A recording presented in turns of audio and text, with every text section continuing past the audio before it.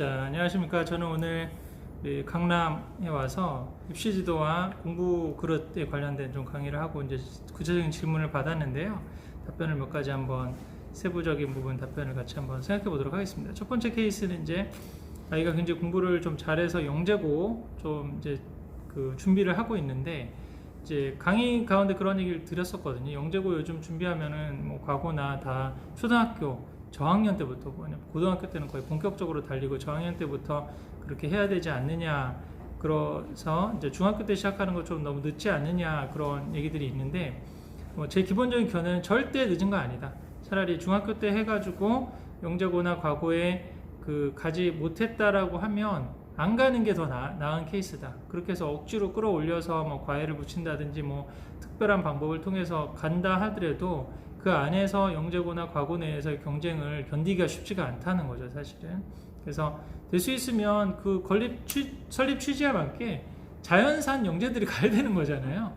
너무 톡톡 튀고 문제 하나를 주더라도 이렇게 생각하고 저렇게 생각하고 이런 부분이 되고 그런 좀 똑똑한 애들하고 경쟁하기를 좋아하고 같이 연구하고 이런 부분이 딱 맞아서 정말 행복하게 학교 생활을 할 애들도 있고, 가장 심각한 아이들은 말씀드렸죠, 인공사는 연재, 성실하고 일반고에 가서 그냥 국영수 전 과목을 잘하면서 뭐 그 정도의 성실성이면은 뭐 탑3 정도 대학을 갈 수 있는 그런 아이들을 영재고 공부나 과거 준비를 시킨다고 그래서 뭐 경시 수학이라든지 굉장히 어려운 부분들을 막 선행을 시키고 이런 것들이 오히려 역효과가 나고, 그렇게 해서 억지로 간들 사실은 그 영재고나 과거에 가서 좋은 내신을 유지하기는 쉽지는 않다는 거죠. 그래서 그런 측면에서 중학교 뭐 1학년 때부터 뭐 좀 시작을 해서 영재고나 과거를 가는 그런 방법은 저는 뭐 괜찮다라고 생각을 한다는 거죠. 그리고 그게 특히 뭐 아이가 의지를 갖고 있거나 아니면은 주변에 선생님들이 추천을 해주거나 이런 정도면 한번 적극적으로 해볼 만도 하다. 그리고 그게 안 됐을 경우는 과감하게 미련을 버리고, 우리 특히 강남권에 계시니까 좋은 고등학교들 많잖아요. 그래서 자사고도 말씀해 주시고 구체적으로 일반고, 반포고도 얘기하셨는데, 반포고는 전국 100위권 안에 드는 굉장히 좋은 학교입니다. 그리고 반포고라든지 아니면 상문고라든지 서울고등학교, 특히 서울고등학교 같은 경우는 수시 비중이 굉장히 높고, 교장선생님이 과거 출신의 교장선생님이 한번 오신 이후로 수시의 노하우가 굉장히 많이 쌓인 걸로 알고 있거든요. 그 전에 한 번은 서울고등학교 같은 경우는 전국 그 일반고에서 거의 1, 2위를 했던 적이 있어요. 서울대 합격자로. 그것도 수시 비중이 굉장히 높은.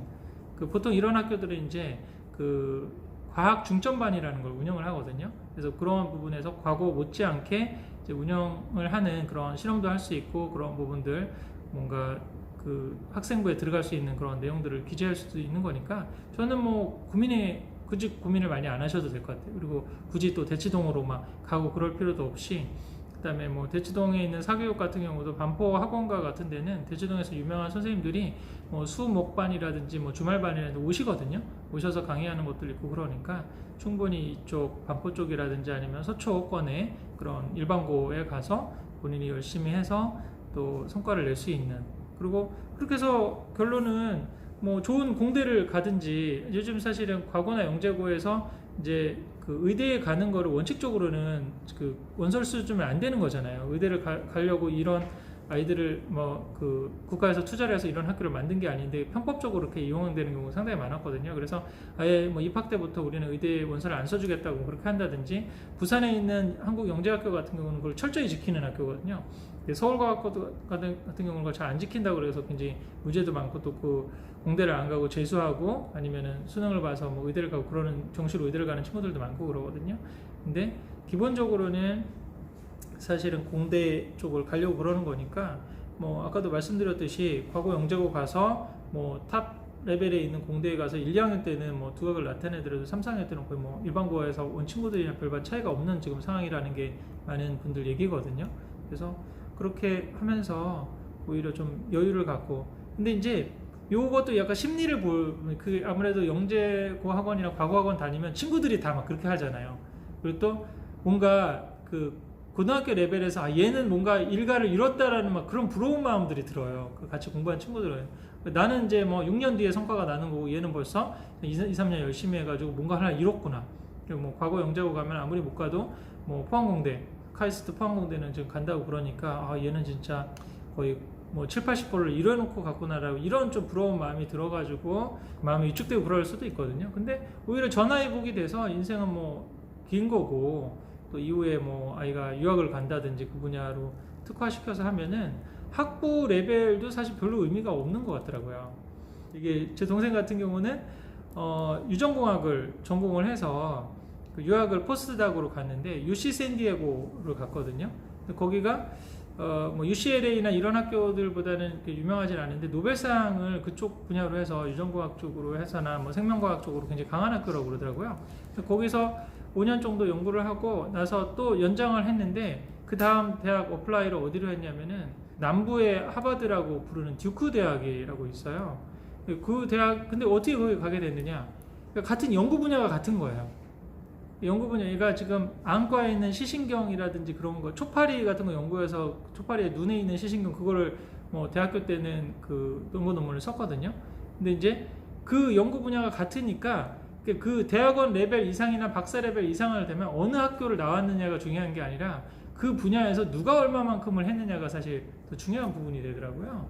그래서 그렇게 길게 보면 뭐 학부라든지 아니면 과거 그걸 뭐 한두 스텝 좀 늦게 간더라도 아까도 말씀드렸듯이 너무 진을 빼지 않고 자기가 정말 즐겁게 공부할 수 있는, 재밌어서 내가 할 수 있는 그 정도 레벨에 딱 맞게 하면서 그 공부하는 즐거움들을 계속 늘려갈 수 있는 그런 환경에 들어가는 게 저는 좀 더 중요하지 않을까 싶거든요. 그래서 오히려 당장에 뭐 과고를 가느냐, 영재고를 가느냐, 일반고를 가느냐, 자사고를 가느냐 이거보다는 아까 우리 계속 수업 내내 좀 말씀드렸던 아빠하고는 그 지혜 독서, 그리고 왜 살고 어떻게 살고, 또 이러이러한 문제, 네가 학원에서 이런 어려움을 겪었으면 어떻게 극복해야 될까?